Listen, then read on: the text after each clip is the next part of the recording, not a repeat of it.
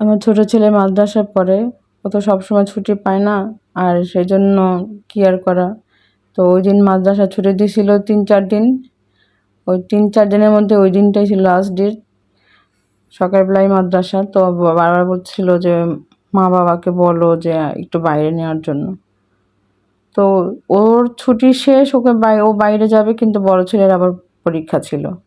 তো কি আর করা, বড় ছেলেকে রেখেই চলে গেলাম ছোট ছেলের মন খুশি করার জন্য। আর ওনার সব আবদার বাবার কাছে। বাবাও সুন্দর আবদার পূরণ করে, যতটুকু পারে চেষ্টা করে। যাই হোক, এই যে গেলাম আমরা ওইখানে।